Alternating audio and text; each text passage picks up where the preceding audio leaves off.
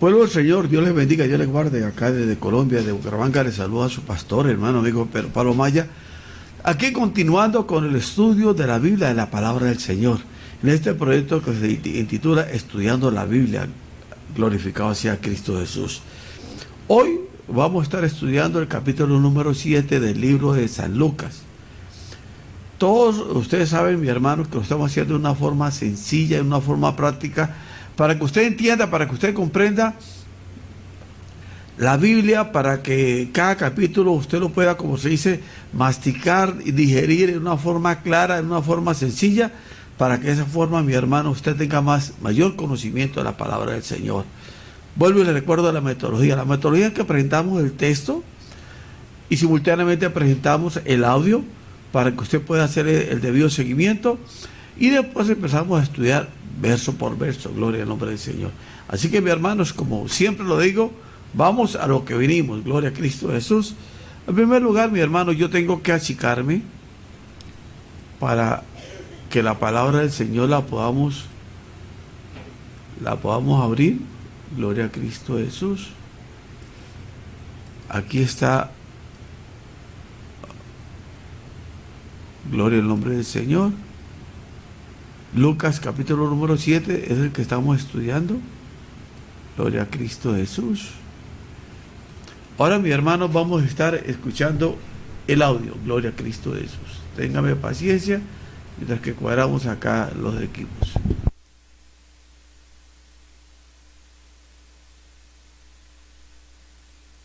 Bienvenidos amigos a este tiempo muy pero muy especial donde compartimos la lectura de la palabra de Dios. Y en esta oportunidad les invito a que busquen en el Nuevo Testamento Evangelio según San Lucas capítulo 7. Evangelio según San Lucas capítulo 7. Dice así la palabra de Dios. Después que hubo terminado todas sus palabras al pueblo que le oía, entró en Capernaum. Y el siervo de un centurión, a quien éste quería mucho, estaba enfermo y a punto de morir. Cuando el centurión oyó hablar de Jesús, les envió unos ancianos de los judíos, rogándole que viniese y sanase a su siervo. Y ellos vinieron a Jesús y le rogaron con solicitud, diciéndole, es digno de que le concedas esto, porque ama a nuestra nación y nos edificó una sinagoga. Y Jesús fue con ellos. Pero cuando ya no estaban lejos de la casa, el centurión envió a él unos amigos, diciéndole, Señor, no te molestes, pues no soy digno de que entres bajo mi techo, por lo que ni aún me tuve por digno de venir a ti, pero di la palabra, y mi siervo será sano. Porque también yo soy hombre puesto bajo autoridad, y tengo soldados bajo mis órdenes, y digo a este, ve y va, y al otro, ven y viene, y a mi siervo, haz esto y lo hace. Al oír esto, Jesús se maravilló de él, y volviéndose, dijo a la gente que le seguía, os digo que ni aun en Israel he hallado tanta fe. Y al regresar a casa, los que habían sido enviados hallaron sano al siervo que había estado enfermo. Aconteció después que él iba a la ciudad que se llama Naín, e iban con él muchos de sus discípulos y una gran multitud. Cuando llegó cerca de la puerta de la ciudad, he aquí que llevaban a enterrar a un difunto, hijo único de su madre, la cual era viuda, y había con ella mucha gente de la ciudad. Y cuando el Señor la vio, se compadeció de ella y dijo, no llores. Acercándose tocó el féretro, y los que lo llevaban se detuvieron, y dijo, joven, a ti te digo, levántate. Entonces se incorporó el que había muerto, y comenzó a hablar, y lo dio a su madre. Y todos tuvieron miedo y glorificaban a Dios diciendo, un gran profeta se ha levantado entre nosotros y Dios nos ha visitado a su pueblo. Y se extendió la fama de él por toda Judea y por toda la región de alrededor. Los discípulos de Juan le dieron las nuevas de todas estas cosas. Y llamó Juan a 2 de sus discípulos y los envió a Jesús para preguntarle, ¿eres tú el que había de venir o esperaremos a otro? Cuando pues los hombres vinieron a él, dijeron, Juan el Bautista nos ha enviado a ti para preguntarte, ¿eres tú el que había de venir, o esperaremos a otro? En esa misma hora sanó a muchos de enfermedades y plagas y de espíritus malos, y a muchos ciegos les dio la vista. Y respondiendo Jesús les dijo, Id, haced saber a Juan lo que habéis visto y oído. Los ciegos ven, los cojos andan, los leprosos son limpiados, los sordos oyen, los muertos son resucitados, y a los pobres es anunciado el Evangelio. Y bienaventurado es aquel que no halle tropiezo en mí. Cuando se fueron los mensajeros de Juan, comenzó a decir de Juan a la gente, ¿qué salisteis a ver al desierto? ¿Una caña sacudida por el viento? Mas, ¿qué salisteis a ver? ¿A un hombre cubierto de vestiduras delicadas? He aquí, los que tienen vestidura preciosa y viven en deleites, en los palacios de los reyes están. ¿Mas qué salisteis a ver? ¿A un profeta? Sí, os digo, y más que profeta. Este es de quien está escrito, he aquí, envío mi mensajero delante de tu faz, el cual preparará tu camino delante de ti. Os digo que entre los nacidos de mujer no hay mayor profeta que Juan el Bautista, pero el más pequeño en el reino de Dios es mayor que él. Y todo el pueblo y los publicanos, cuando lo oyeron, justificaron a Dios, bautizándose con el bautismo de Juan. Mas los fariseos y los intérpretes de la ley desecharon los designios de Dios respecto de sí mismos, no siendo bautizados por Juan. Y dijo el Señor, ¿a qué pues compararé los hombres de esta generación, y a qué son semejantes? Semejantes son a los muchachos sentados en la plaza, que dan voces unos a otros y dicen, os tocamos flauta y no bailasteis, os endechamos y no llorasteis. Porque vino Juan el Bautista, que ni comía pan ni bebía vino, y decís, demonio tiene. Vino el Hijo del Hombre, que come y bebe, y decís, este es un hombre comilón y bebedor de vino, amigo de publicanos y de pecadores. Mas la sabiduría es justificada por todos sus hijos. Uno de los fariseos rogó a Jesús que comiese con él. Y habiendo entrado en casa del fariseo, se sentó a la mesa. Entonces una mujer de la ciudad, que era pecadora, al saber que Jesús estaba a la mesa en casa del fariseo, trajo un frasco de alabastro con perfume, y estando detrás de él a sus pies, llorando, comenzó a regar con lágrimas sus pies, y los enjugaba con sus cabellos, y besaba sus pies, y los ungía con el perfume. Cuando vio esto el fariseo que le había convidado, dijo para sí, si fuera profeta, conocería quién y qué clase de mujer es la que le toca, que es pecadora. Entonces, respondiendo Jesús, le dijo, Simón, una cosa tengo que decirte.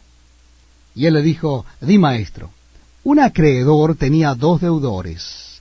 El uno le debía 500 denarios y el otro 50. Y no teniendo ellos con qué pagar, perdonó a ambos. Di pues, ¿cuál de ellos le amará más? Respondiendo Simón dijo, pienso que aquel a quien perdonó más. Y él le dijo, rectamente ha juzgado. Y vuelto a la mujer, dijo a Simón, ¿ves esta mujer? Entré en tu casa, y no me diste agua para mis pies, mas ésta ha regado mis pies con lágrimas, y los ha enjugado con sus cabellos. No me diste beso, mas ésta, desde que entré, no ha cesado de besar mis pies. No ungiste mi cabeza con aceite, mas ésta ha ungido con perfume mis pies. Por lo cual te digo que sus muchos pecados le son perdonados, porque amó mucho, mas aquel a quien se le perdona poco, poco ama. Y a ella le dijo, tus pecados te son perdonados. Y los que estaban juntamente sentados a la mesa comenzaron a decir entre sí, ¿quién es este que también perdona pecados? Pero él dijo a la mujer, tu fe te ha salvado, ve en paz. Gloria al nombre del Señor. Mis hermanos, acabamos de escuchar el audio. Gloria a Cristo Jesús. Ahora, mis hermanos, vamos a estudiar los versos de mayor dificultad o más importantes de este capítulo 7 del libro de San Lucas, que son 49 pero son 50 los versículos que vamos a estar estudiando. Gloria al nombre del Señor. Dice, verso 2, un centurión era el encargado de 100 hombres en el ejército romano. Vino a Jesús no como último recurso ni amuleto mágico, sino porque creía que Dios envió a Jesús. Al parecer reconoció que los judíos tenían un mensaje de Dios para la humanidad. Se narra que amaba la nación y que construyó una sinagoga, de manera que le resultó natural recurrir a Jesús en su necesidad. Verso 3. ¿Por qué el centurión envió a Jesús unos ancianos de los judíos en vez de ir a él mismo? Enterado del odio de los judíos a los soldados romanos, quizás no quiso interrumpir la reunión judía. Como un capitán del ejército, cada día delega tareas y envía grupos en misión. De ahí que escogió esta manera de enviar su mensaje a Jesús. Verso 3, hace énfasis en Mateo 8:5. Dice que el centurión romano visitó personalmente a Jesús, mientras que en Lucas 7:3 dice que envió a unos ancianos de los judíos para presentar su petición a Jesús. En el trato con los mensajeros, Jesús trata con el mismo centurión, pero su audiencia es distinta. Mateo enfatiza en la fe del hombre, pero su audiencia gentil. Lucas destaca las buenas relaciones entre los ancianos judíos y el centurión romano. Gloria al nombre del Señor. Verso 9. El centurión no fue a Jesús, ni tampoco esperaba que Jesús fuera a él, así como no necesitaba estar presente para que sus órdenes se llevaran a cabo, tampoco Jesús necesitó estar presente para sanarlo. La fe del centurión fue la fe del centurión fue en especial sorprendente, porque era un gentil que aún no conocía el amor de Dios. Verso 11 y verso 15. La situación de la viuda era seria. Perdió a su esposo, ahora a su hijo único, su medio de sustento. El grupo de Oriente volverían a su hogar y ella quedaría abandonada sin dinero ni amigos. Tal vez había pasado la edad de procrear y no volvería a casarse de nuevo. A menos que algún familiar viniera para ayudarla, su futuro carecería de esperanza. Sería una presa fácil de estafadores y podría terminar pidiendo limosna para alimentarse. Más aún, como Lucas enfatiza, era el tipo de persona que Jesús vino para ayudar, y fue lo que hizo. Jesús tenía poder para dar esperanza en medio de cualquier tragedia. Verso 11 al 17. Esta historia ilustra la salvación. El mundo entero estaba muerto en pecado. Efesios 2:1. Así como el hijo de la viuda lo estuvo, al estar muerto, nada pudimos hacer por nosotros mismos. Ni siquiera pudimos pedir ayuda. Pero el corazón de Dios sobreabundó en compasión y envió a Jesús para darnos vida con él. Él está en Efesios 2, de verso 4, gloria al nombre del Señor, del 4 al 7. El hijo muerto no ganó su seguridad oportuna a la vida. Nosotros tampoco ganamos la vida en Cristo, pero podemos aceptar el regalo de Dios, alabarlo por esto y usar nuestras vidas para cumplir su voluntad. Verso 12. Honrar al difunto era importante en la tradición judía. Una procesión fúnebre, los familiares del fallecido seguían el cuerpo que se había envuelto y llevado en una especie de camilla. Atravesaba el pueblo y se esperaba que los espectadores se unieran al grupo. Además, las plañideras que recibían dinero por esto lloraban en voz alta y atraían la atención. El luto familiar continuaba durante 30 días. Verso 16. La gente pensaba que Jesús era un profeta porque, como los profetas del Antiguo Testamento, proclamó con audacia el mensaje de Dios y algunas veces resucitó muertos. Tanto Elías como Eliseo resucitaron niños. Primera Reyes está 17, capítulo, verso 17-24. Segunda Reyes, capítulo 4, verso 18-37. La gente no se equivocó al pensar que Jesús era profeta, pero él más que eso es Dios mismo. Gloria a Cristo Jesús. Verso 23. Juan estaba confundido porque los informes recibidos relacionados con Jesús eran inesperados e incompletos. Sus dudas eran naturales y Jesús no le reprendió por eso. En cambio, contestó de manera que Juan comprendiera al explicarle que él cumplía las cosas que se esperaban que hiciera el Mesías. Dios también puede resolver nuestras dudas y no rechaza nuestras preguntas. ¿Tiene preguntas acerca de Jesús? ¿Acerca de quién es Él o qué espera de usted? Admítelas ante sí y ante Dios y comience a buscar respuestas. Solo a medida que enfrente sus dudas de una manera sincera, podrá comenzar a resolverlas. Verso 20 al 22. Dice: las pruebas enumeradas aquí para demostrar que Jesús era el Mesías son importantes. Consiste de hechos palpables, no teorías, acciones que los contemporáneos de Jesús vieron o anotaron para que la leamos hoy. Los profetas manifestaron que el Mesías sería capaz de hacer estas cosas. Léase Isaías capítulo 35, versos 5 al 6. Isaías 61, verso 1. Estas pruebas físicas ayudaron a Juan y nos ayudarán a nosotros para saber quién es Jesús. Gloria al nombre del Señor. Ahora verso 28. De todas las personas nadie cumplió mejor el propósito por Dios que Juan. Más aún en el reino de Dios, todo el que viniera después de él tendría una mayor herencia espiritual, porque sabe más del propósito de la muerte y resurrección de Jesús.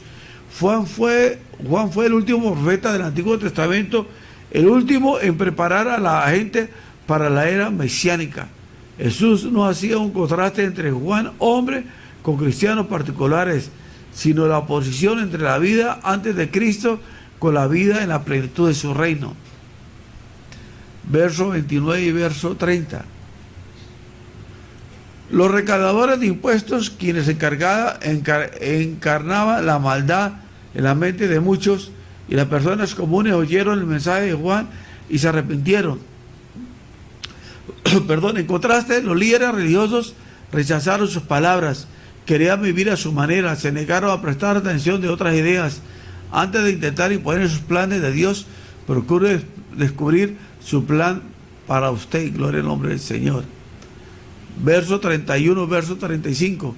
Los líderes religiosos odiaban a cualquiera que hablaba la verdad y desenmascaraba la hipocresía, y no se molestaron en ser lógicos en sus críticas.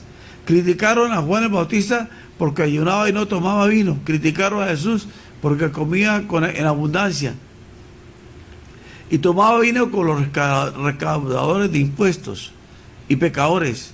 Su acción real hacia ambos, por supuesto, no tenía nada que ver con sus hábitos y dietas. Los fariseos y expertos en la ley no soportaban era que les descubrieran sus hipocresías. Gloria al nombre del Señor. Verso 33 al 34. Los fariseos no les preocupaba su actitud ilógica con Juan el Bautista y Jesús. Eran muy buenos para justificar su sabiduría. La mayoría podemos encontrar razones muy varias para hacer o creer cualquier cosa que encaja nuestro propósito. Sin embargo, si no examinamos nuestras ideas a la luz de Dios, llegaremos a ser tan autosuficientes como los fariseos. Verso 35. Los hijos de la sabiduría seguían a Jesús y a Juan. Tenían vidas cambiadas. Su estilo de vida recto demostraba la sabiduría que Jesús y Juan enseñaban. Verso 36. Un incidente similar ocurrió más tarde en el ministerio de Jesús. Véase Mateo 26, 6, 13, Marcos 14, 3, 9 y Juan 12, 1, 11. Verso 37. Los vasos de alabastro eran tallados, caros y hermosos. Verso 38. A pesar de que no invitaron a la mujer, de algún modo entró ella a la casa y se arrodilló ante Jesús. En la época de Jesús se acostumbraba a recostarse mientras se comía. Los invitados se recostaban sobre lechos de sus cabezas cerca de la mesa, permitiéndoles apoyarse en un codo y estirar sus pies. La mujer pudo con facilidad ungir los pies del Señor sin tener que acercarse a la mesa. Verso 44. Lucas compara de nuevo a los fariseos con los pecadores y de nuevo esos toman la delantera. Simón cometió varios errores sociales al pasar por alto lavar los pies de Jesús. una cortesía que se extendía a los invitados, ya que con el uso de sandalias los pies se ensuciaban mucho.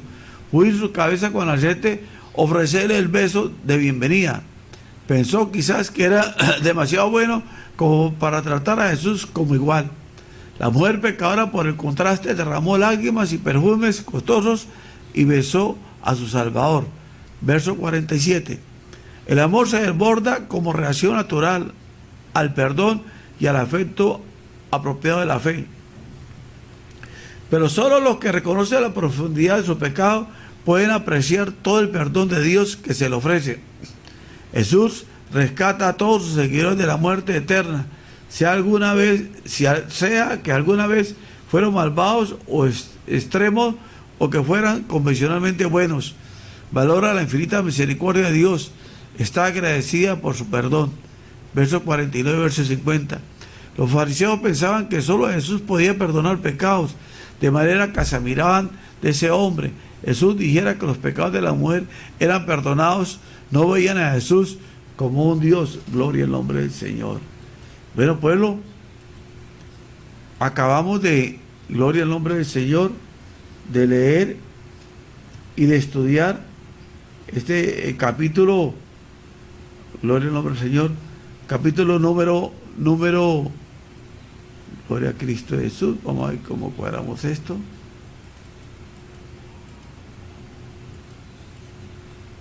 Capítulo número 7, perdón, del libro de San Lucas. Vamos a recoger, achicar el capítulo, gloria al nombre del Señor. Y yo me voy, mi hermanos, a ampliar, gloria a Cristo Jesús. Aleluya. Gloria a Dios. Pueblo, les agradezco el tiempo que usted está dedicando a estudiar la Biblia. Yo estoy convencido que día tras día usted se va fortaleciendo y va creciendo más en la parte espiritual, gloria al nombre del Señor. Así que, mis hermanos, antes de despedirnos, les quiero pedir 3 favores especiales. En primer lugar, si está viendo este video por las redes sociales, compártalo, gloria al nombre del Señor. En segundo lugar, si lo está viendo por YouTube, suscríbase a este canal. Y por último, si está suscrito a este canal, le quiero pedir un favor especial. En la parte de abajo de este video, a la derecha, cerca donde dice suscripción, hay una campanita. Por favor, denle clic a la campanita para que siempre que yo suba un video o haga uno al vivo, usted sea notificado que lo estoy haciendo. Dios les bendiga y Dios les guarde.